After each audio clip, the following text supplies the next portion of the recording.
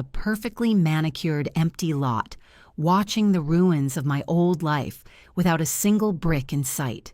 Where our $800,000 suburban dream once stood there was nothing but fresh sod, a glossy for sale sign, and my cheating husband's reflection in my windshield as his car rolled to a stop. I remember thinking, if you're watching this right now, I want you to tell me where you are, what city you're in, because somewhere out there another woman is sitting in a car like this, watching her whole story finally turn in her favor. They arrived laughing. Victor's rented luxury SUV pulled into the driveway that no longer existed, like it was still leading him home, not to a crime scene with no evidence left. Lexi's blonde head was tilted back, her laugh sharp and bright, the kind of laugh a 24-year-old has when she is certain life will always be generous to her. I watched as the doors opened, as suitcase wheels caught in soft new grass instead of smooth concrete, as their smiles froze inch by inch. It was almost artistic the way their joy curdled into confusion. In the rearview mirror, I saw Victor slam his door harder than necessary and bark, "Where the hell is my house?" And I swear to you, I had to bite my lip to keep from laughing out loud. 6 months earlier, I was not the woman you're listening to now. Back then, I was Nora Hamilton, faithful wife of 28 years, the woman who remembered birthdays and dentist appointments, the one who signed the checks and cleaned the oven and made sure everyone else's life ran on time. To Victor, I was a fixture, like an old lamp you never really look at until it stops working. To our son Ryan, I was the background music to his trust-funded life. To our daughter Maya, I was the woman behind the camera taking photos while she posed for her followers. Inside our picture-perfect house, I was everywhere and invisible at the same time. The night it all really began, Victor came home smelling like someone else's perfume. Not my warm vanilla lotion, but a sticky synthetic brightness that clung to his clothes like a bad decision. I had already found Lexi's lace thong folded neatly in his gym bag 3 years earlier, so none of this was a surprise, just confirmation. He dropped his keys in the bowl, loosened his tie with theatrical exhaustion, and said in that tired, dismissive tone, "Nora, you should think about updating your look. Maintenance matters in a marriage." I remember staring at the man who hadn't stepped foot in a gym since the Clinton administration, and thinking, this is the idiot who thinks he's trading up. The official announcement came later, not at a dinner table or in a therapist's office, but in our kitchen with his golf clubs by the door and his suitcase already packed. He cleared his throat like a CEO about to deliver a quarterly report and said, "I'm leaving Nora. Lexi makes me feel young again. I work hard, I deserve a new life." Then he smirked and added, "When we get back, be gone. Maybe move to Florida where old things go." He laughed at his own joke as he carried his clubs out to Lexi's candy-colored Jeep, and that was the moment something inside me quietly shifted from hurt to calculation. Our children followed his lead like it was the most natural thing in the world. Ryan, 28, still surfing on waves of money he had not earned, called it Dad's second chance at happiness and asked if he could use the house while they were gone. Maya, perfectly lit by ring lights and filters, painted her nails, while she told me, "Mom, you have to understand. Dad's been unhappy for years. Lexi makes him feel alive. Tuscany is going to be magical." They planned the overseas ceremony as if they were producing content, not choosing sides in a war they did not understand. I was not invited, of course. I was the old chapter they were closing. What none of them knew was that for 3 years I had been quietly preparing for this exact moment. Every time I balanced the books, every time I logged into an account Victor did not know how to access, every time I signed a contract with my steady, invisible signature, I was drawing a map out of the prison he thought I needed. He believed that because his name appeared on things, he owned them. He had no idea there is a difference between having your name printed on paper and having the power behind that paper. While he was busy rehearsing his midlife crisis fantasy, I was sitting across from Eleanor Cho, a divorce attorney with 40 years of battle scars and a smile like a sharpened blade, and saying, "I want to know exactly what is mine." Fast forward to that Tuesday at 2 p.m., And there we were, Victor, in his vacation-wrinkled linen shirt, stepping onto new grass as if it had betrayed him. Lexi wobbling on stilettos in a space where our front porch used to be their suitcases, sitting like abandoned promises in the middle of nowhere. His voice broke the quiet as he shouted, "Nora, what did you do to my house?" And the way he said "my" was so ridiculous that I actually laughed. From my car parked under the shade of a maple tree across the street, I watched him spin in circles on invisible hardwood floors, pointing at invisible walls. My phone buzzed with a message from Eleanor that simply read, "Demolition complete. He cannot touch you legally. Enjoy the show." And for the first time in a very long time, I did. I rolled my window down just a little, letting the wind carry his panic to me, like music from a distant radio station. Lexi clutched his arm, mascara already threatening to run. "Victor, where's our house? You said we had a pool." She whined, her voice vibrating with entitlement and fear, and I thought, "Sweetheart, welcome to the real tour. The curtains are finally up, and this is the part where you find out who paid for the stage." As Victor's voice rose, calling my name, calling this his property, I rested my hands on the steering wheel, feeling the rough indentations of old wear under my fingertips, and decided the opening credits of my new life had gone on long enough. It was time for the star to step onto the screen. I stepped out of the car, slowly savoring the feeling of cool afternoon air brushing against my new haircut, the one Victor would have mocked as trying too hard if he'd still had the right to comment. The moment he spotted me walking across the street, his whole body jolted like someone had plugged him into an outlet. His face twisted anger and disbelief, wrestling across the features I once loved, and he practically spit out, "Nora, what have you done?" as if he were the victim in some great tragedy. I smiled politely as I approached, because there is nothing more infuriating to a man like Victor than a woman who refuses to rise to his bait. The closer I got, the more obvious their unraveling became. Lexi's foundation was caking under the heat, turning her expression strangely doll-like as she clung to Victor with trembling fingers. Their suitcases sat abandoned beside the driveway, the expensive ones she'd insisted on for their trip to celebrate new beginnings. I could still see the travel tags fluttering in the breeze. When I reached the edge of the grass, I stepped lightly onto it, letting the soft blades bend beneath my sandals.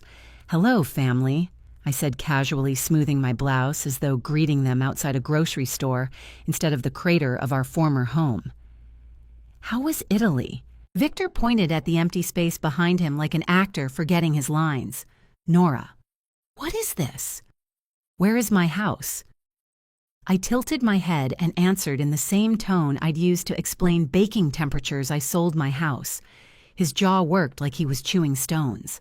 Lexi's voice cracked into a high-pitched squeak as she grabbed Victor's arm tighter, saying, "Victor, she's lying right. You said we had a 3-car garage, and even in that moment, part of me wanted to laugh at the absurdity of her priorities." I pulled a folder from my purse like a magician revealing the final card. "Actually, Victor, the house was never yours. It was purchased entirely with inheritance money from my parents. My name alone was on the original deed." His eyes narrowed, desperate, searching his own memory for proof I was wrong. "That's impossible," he said softly, almost pleading, and I answered, "I added your name later as a gift that in cases of adultery can be legally revoked." It was deeply satisfying to deliver the truth so cleanly. Lexi's eyes widened as she looked up at him. "Adultery, Victor. What is she talking about?" He tried to huff and puff, but the house he thought he built had already blown away. Before he could push out another lie, his voice was swallowed by the roar of a BMW skidding to a stop beside us. Ryan stumbled out, hair a mess, eyes darting between us and the grass like. He expected the house to suddenly reappear. "Dad, is this Mom? Did she? Where am I supposed to live now?" he snapped, and Victor shot back, "Your psycho mother sold our house." The word psycho shot through me like ice water. What Victor didn't notice was that I had been recording from the moment I stepped onto the lawn. Every insult, every accusation was captured perfectly. It was almost poetic timing that Maya pulled up next her pink Mustang, stopping with dramatic flair. She stepped out phone, already lifted, documenting her shock as she breathed. Oh my God, the house is just gone. She wasn't devastated, not like a daughter who'd lost a home. No, she looked like someone who'd found viral content. Dad, she said into her camera, tell us how you're coping with losing everything. I cleared my throat gently. If everyone's done filming, I'd like to clarify a few details. Each head turned like dancers hitting a choreographed mark. I gestured at the perfectly smooth grass where our home once stood. Victor, you told people you bought this house. You didn't. My voice grew a little firmer. You told Lexi you were divorced. You aren't. You told our children I had no right to make financial decisions. I did. And you told me I was old and useless. I crossed my arms. I am neither. Lexi blinked hard, mascara flaking. Wait, she said, gasping, you two are still married. I let the silence answer for me. Her face collapsed. Victor, I quit my job for you. I moved out of my apartment. You told me we were getting married in Italy. Her voice hit a pitch that made even the birds pause. Victor waved a shaking hand through the air, sputtering. We had a commitment ceremony. The paperwork was complicated. Nora wouldn't sign the divorce papers, and I cut in smoothly. The paperwork was never filed because you never sent it. Their shock was almost cinematic, the kind of scene that would slow down in a movie, zooming in on each horrified expression. But I wasn't done. Not even close. I handed a small key to Victor. Your belongings are in storage unit 247. Rent is paid through the end of the month. After that, good luck. He stared at the key like I had given him a snake. Before anyone could protest again, I leaned in slightly and said, you wanted me gone. You told me to start a new life. And I did. I smiled at Lexi, whose face was crumpling like wet tissue. Enjoy your new chapter. I turned back toward my car, feeling the weight of 28 years finally lifting from my shoulders. But just before I reached the door, I paused and looked over my shoulder. Phase 2. I murmured, letting the words hang in the air like a promise starts now. I didn't have to wait long for Phase 2 to begin unraveling right in front of them. While Victor shouted into his phone, pacing the empty lot like a man trying to summon a vanished kingdom, I leaned casually against my car and watched panic ripple through their little trio. Lexi, wobbling dangerously on her heels, clung to Victor's arm and demanded, you said we owned a construction company. You said we were set for life. Her voice cracked sharply, and I couldn't help smiling when Victor muttered Nora's exaggerating. I own the company. I built that company. The moment he said it, the second bomb I'd been holding for years lit up inside my chest.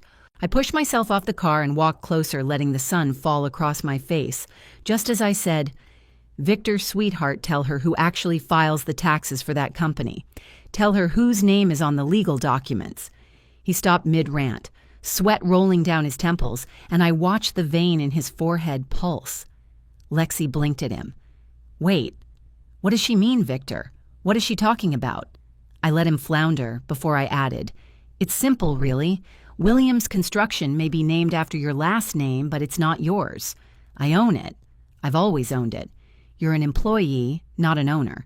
The silence hit hard enough to make even Maya lower her phone. Victor stammered, I worked 60-hour weeks, and I answered softly, and I paid you generously for that work.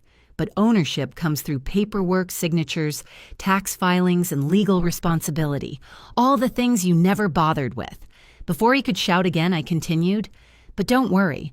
Carlos Vega is running things beautifully now that you're not around to supervise with your golf calendar. It was Lexi who broke the stunned quiet. She stepped back like the ground had turned hot beneath her shoes. Victor, she whispered, are you broke? He clenched his fists. Of course not. I have assets, and that was when I decided the third bomb belonged to Ryan. Actually, I said gently, Ryan, why don't you tell them about the loan? Ryan's phone slipped from his hand, hitting the grass with a dull thud. Mom, he croaked. Don't. He looked like a little boy caught stealing cookies, not the nearly 30-year-old man who'd burned through loan money on gadgets and nights out. I turned to Lexi and Maya, who were now watching him with new suspicion. Ryan needed funding for his crypto startup. Victor co-signed the loan, 3 months overdue, 100% in default. Victor's face went from pale to green. "Ryan," he said through clenched teeth. "You told me it was guaranteed money," Ryan snapped. It was until the market shifted I raised a brow and said, "Funny how the loan company doesn't care about market shifts. They only care that you haven't paid them a single dollar." Then I added I covered his overdue payments for 3 months, quietly hoping he'd grow up. I've since stopped. Maya, filming again, slowly lowered her phone. "Oh my God," she murmured. "Dad, they can garnish your wages, right?" I could see the exact moment Victor realized he didn't have wages anymore. But before anyone could comment, Lexi's voice cut through with razor-sharp shrillness. "You ruined everything, you crazy old bat." Her insult sliced through the air like a weapon. But I had been waiting for it. I raised my phone just high enough so they could all see the glowing red dot. "Thanks, Lexi," I said calmly. "Verbal threats on video. My attorney will appreciate the evidence." Victor lunged forward, eyes wild. "Nora, stop this. We can fix it. We can talk," and I cut him off quietly. "No, Victor. You don't get to talk anymore. You told me to be gone when you got back. You told me you hated old things. You asked for consequences. I simply delivered them." Ryan collapsed onto one of the suitcases like someone had unplugged him. Maya hovered near him for once, not posing or performing. Victor just stood there, staring at the empty land where he believed a future waited for him. I let them sit in that emptiness for a moment. Let them feel what I had felt for 28 years. Then I stepped back toward my car, opened the door, and called out, "Your belongings are in storage until the end of the month. After that, you'll have to figure things out on your own. The restraining order paperwork will be filed by tomorrow morning. Oh, and Victor, check your email." He blinked at me, confused, until I added, "The divorce papers went through today. Adultery makes it uncontested. You get nothing. I get everything." His mouth opened, but no sound came out, just a soft, strangled gasp. I slid into the driver's seat, rolling down the window for one final look at their stunned, broken faces scattered across that empty lot. "I work hard, too," I said softly, letting the sharpness of the moment settle around us like dust. "And I deserve my new life." I started the engine.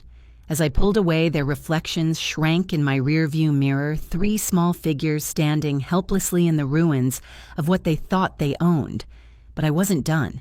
Far from it. Because Phase 3, the one they would never see coming, had just begun. I didn't hear from any of them for days after that scene on the empty lot, which honestly surprised me. I expected rage texts, dramatic voicemails, maybe even Maya live-streaming her heartbreak for sympathy points. Instead, there was nothing but a quiet that felt too intentional, the kind that meant something was building behind the scenes. I spent those days settling into my new downtown condo, a place with clean lines, tall windows, and silence so luxurious it almost felt sinful. I could drink coffee without someone yelling for lost socks. I could cook a meal without setting an extra plate out of habit. I could breathe. But then, exactly 3 weeks after the demolition, my phone finally rang. Ryan's name flashed across the screen, and curiosity nudged me into answering. His voice sounded strained, frayed at the edges. "Mom, we need to talk." Not an apology, not concern, just need. It was almost poetic. I kept my voice steady. "You know there's a restraining order. You can't come within 500 feet of the building." He exhaled shakily. "I know. I'm not asking that. Mom, things are bad." I took a slow sip of wine, letting him squirm in the silence. "What exactly is bad?" I asked. There was fumbling on the other end, then Dad sleeping in his car. Lexi blocked his number. Maya's getting dragged online for the whole empty lot thing. And the loan company, Mom, they're coming after Dad. They're calling the company. They're threatening garnishment.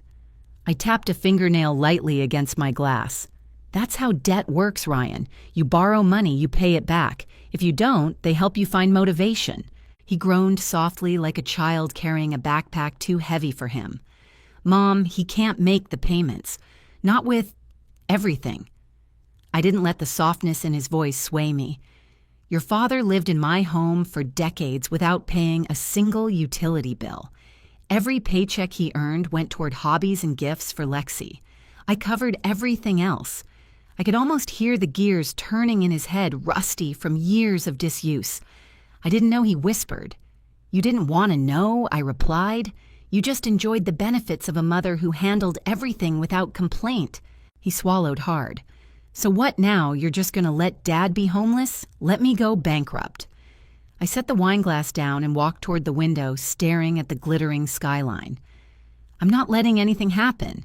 You are adults. You're experiencing consequences." He let out a broken laugh. "This isn't the mother I know."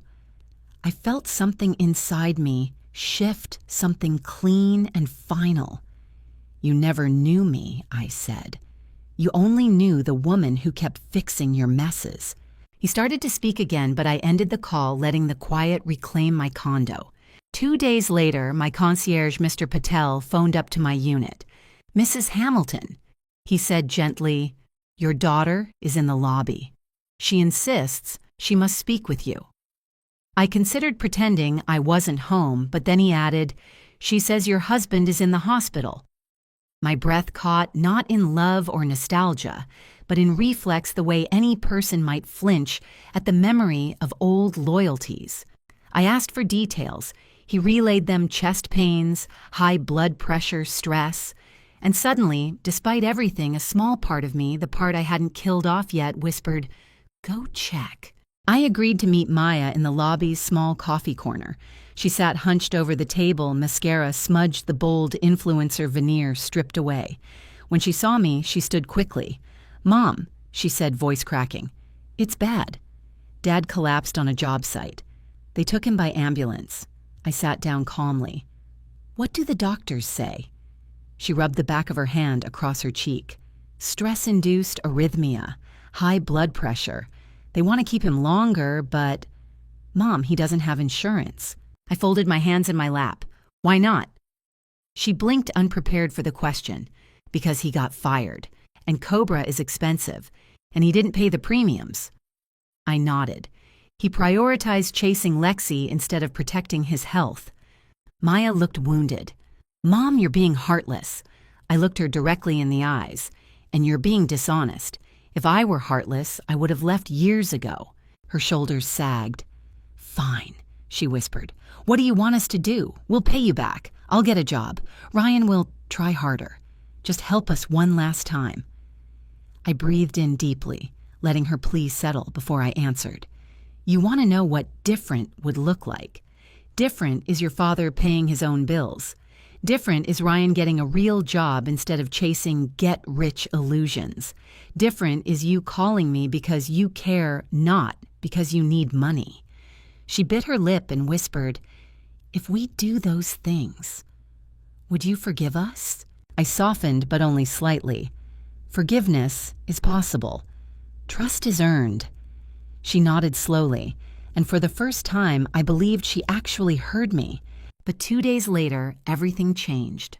My attorney, Eleanor, called me into her office with an urgency that made my stomach twist. She laid documents in front of me like a surgeon revealing X-rays.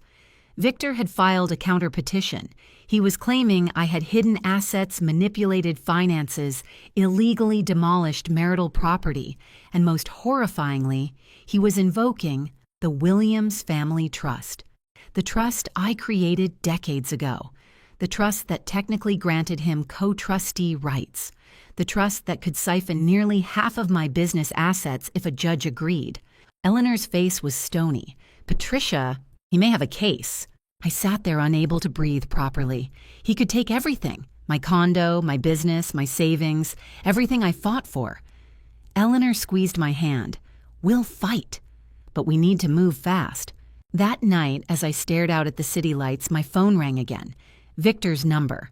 Against my better judgment, I answered. His tone was strangely confident. "Nora," he said, "let's make a deal. I drop the trust claim, you drop the restraining order. We stay married." I nearly laughed. He wasn't offering reconciliation. He was offering a transaction. You keep your money. I get stability. It's practical. I stared into the dark window, my reflection faint. Victor. I asked quietly, how much do you think I'm worth? He paused. A few million, he guessed. I smiled a slow, dangerous smile. You never paid attention to anything that mattered, did you? By the time I hung up, my heart was no longer beating with fear. It was beating with resolve. I called Eleanor. It's time I said, prepare phase 4. The courthouse had that familiar hush of tightly coiled tension, the kind you can almost feel pressing against your skin. I arrived early with Eleanor, both of us dressed in crisp, quiet confidence. Sunlight filtered through tall windows, catching on the polished floors, as if the building itself wanted to witness what was coming. Victor arrived 10 minutes late, sweating in the navy suit I'd bought him 3 anniversaries before our marriage exploded. He carried himself like a man convinced he'd already won. Behind him trailed his attorney, Stephen Grant, a polished, hawk-eyed man who specialized in financial warfare. His briefcase looked heavy enough to break a foot, no doubt stuffed with documents he believed would bury me. Victor flashed me a smug, practiced smile, the kind that said, I have the leverage now. Eleanor leaned in and whispered, let him enjoy the feeling. It won't last. When our case was called, the 4 of us stepped before Judge Elaine Monroe. She was a woman in her 60s with steel gray hair, sharp reading glasses, and a gaze that sliced through pretense like a blade through silk. She'd seen every kind of marital disaster imaginable, and she had no patience for theatrics. Stephen began with the confidence of a man who'd rehearsed every line. Your Honor, he said, projecting gravitas, my client, Mr. Victor Hamilton, is here to claim his rightful share of marital assets, assets his wife has attempted to conceal through manipulative practices, including the destruction of marital property. His gaze cut toward me, as if expecting me to squirm. I didn't. He continued, we present into evidence the Williams Family Trust established in 1998, in which Mr. Hamilton is co-trustee. This trust grants him legal access to nearly 40% of Mrs. Hamilton's business and financial holdings, amounting to a total assessed value of approximately $4 million. Victor puffed up, slightly preening. He actually thought this was checkmate. Judge Monroe flipped through the first document with mild interest. Mrs. Hamilton acknowledges this trust exists, she asked. I stood calm and unshaken. Yes, Your Honor, it exists.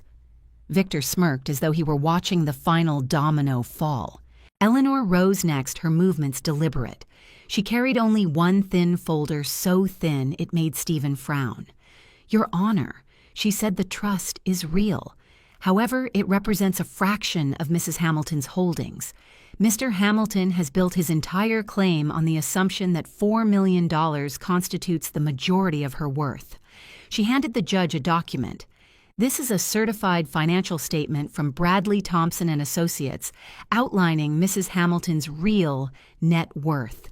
Judge Monroe studied the paper. Then she paused. Her brows lifted. Mrs. Hamilton, she said slowly, this document states your total net worth is approximately $47 million. The room fell into a silence so profound I swear I heard Victor's hope die. His face went slack, his eyes darting wildly to Stephen, who looked equally blindsided.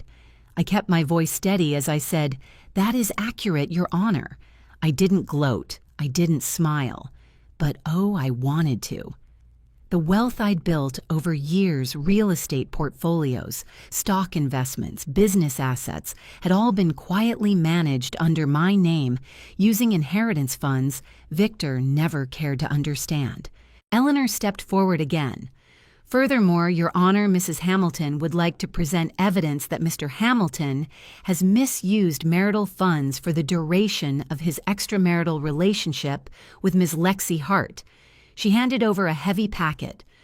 Credit card statements, bank withdrawals, receipts, $127,000 spent on gifts, vacations, and personal expenses related to the affair. Victor blurted, that's not... I didn't. Judge Monroe held up a hand. Mr. Hamilton, you will remain silent unless spoken to. He wilted instantly. Eleanor continued. Given the embezzlement of marital assets, Mrs. Hamilton is within her legal rights to press criminal charges. The words criminal charges echoed through the room like a bell tolling the end of something important. Victor's mouth opened and closed. He looked like he couldn't breathe. Stephen shifted uneasily, suddenly aware that this courtroom was no longer friendly territory. Your Honor, Eleanor said smoothly, we offer Mr. Hamilton a settlement. He may keep his personal belongings, his car, and receive a one-time payment of $50,000. In exchange, he relinquishes all claims to marital property trust funds and business assets. In addition, he agrees to repay the $127,000 in misused funds through wage garnishment over a period not exceeding 10 years. Victor's voice came out strangled. $50,000. After 28 years of marriage, Judge Monroe looked at him evenly. Given the evidence against you, Mr. Hamilton, this is generous. Stephen leaned toward Victor, whispering furiously. Victor shook his head, panic rising like a tide. Nora, he gasped, you can't do this to me. For the first time, I looked him fully in the eyes. Victor, you did this to yourself. Judge Monroe tapped her pen. Mr. Hamilton, you may accept the settlement or proceed to a full trial. I advise you to consider the criminal implications. Victor's composure shattered. He glanced at the trust documents, at the financial statement, at the damning receipts that spelled out his betrayal in neat printed lines. Finally defeated, he whispered, I request a recess. Judge Monroe nodded. 15 minutes. In the hallway, he approached me with watery eyes. Nora, please, we can fix this. I was stupid. I was selfish. Don't take everything from me. His voice wavered, and for a split second, I remembered the man he once had been, the one who held my hand through hard times, the one I believed in before he turned into someone else. But that man was gone. And even if he weren't, I was no longer the woman who built her world around him. You wanted a new life, I said quietly. Now you have it. And with that, I walked past him. 10 minutes later, Victor signed the settlement. When I stepped out of the courthouse that afternoon, crisp autumn air filled my lungs like freedom. Eleanor touched my arm. How does it feel to be done? I looked up at the pale blue sky and felt the weight of decades slip away. It feels, I said softly, like winning. 6 months later, I was sitting behind my new beach house toes in warm sand, watching the waves roll in as my phone rang. It was Maya. Her voice was shy, softer than I'd ever heard. Mom, I got a job, a real one. She told me about her new marketing position, how hard it was, how much she was learning. Then she asked, could we have coffee sometime? I want to know you. Really know you. I smiled at the ocean. I'd like that, I said. And when she offered to pay, I laughed. We're going Dutch, sweetheart. Fair is fair. That's when I realized something important. Revenge is satisfying, but growth, real growth, is priceless. And freedom. Freedom is worth every sleepless night and every hard decision. Thank you for listening to my story. If it moved you, if it reminded you of your own strength, please like the video. Share it with someone who needs it, and subscribe for more stories that prove it's never too late to reclaim your life.